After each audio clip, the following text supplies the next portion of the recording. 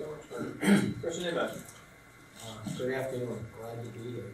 I wonder if, because hard cases make bad law, good presidents make good law, and bad presidents make bad law. But that's not what I'm going to talk about. I'm going to talk about monuments, government speech, and free speech, because monuments have been in the news these days. And what are monuments? They're pieces of metal, concrete, and the like.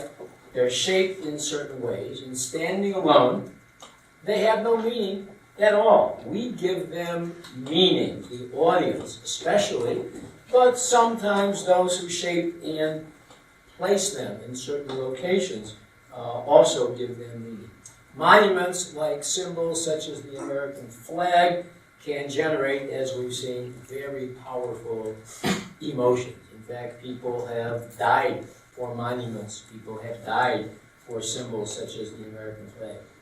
Now, ordinarily, in the basic principle of First Amendment law, when the government regulates us, it can't do so on the basis of viewpoint.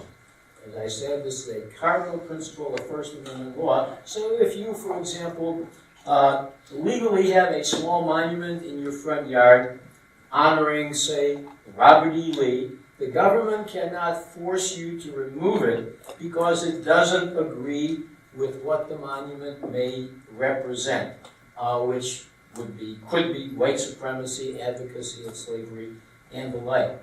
But it is usually governments that have monuments referring to historical figures and historical events. And these monuments are usually paid for by us taxpayers and placed on public property.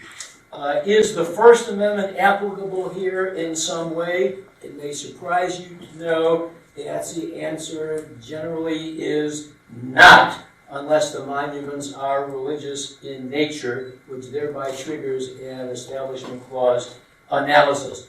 Monuments of this kind are government speech, which are not covered by the First Amendment. And you think about why that is.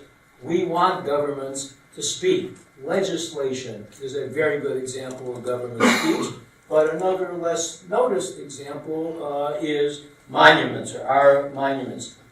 So that brings us to the very controversial question of what to do about monuments. Since the First Amendment is not applicable, what to do about monuments is a political decision, which is not necessarily a principled decision. Monuments can be removed. They can be torn down. They can be relocated. Their context can be explained. They can be accompanied by a counter monument, if you will, almost the equivalent of counter government speech. My takeaway from this at this stage is that what should be done with monuments should be very carefully considered and thought through because of the historical and artistic significance of so many of them. And going back to the point I made at the outset, they do generate very powerful emotions, so care must be taken.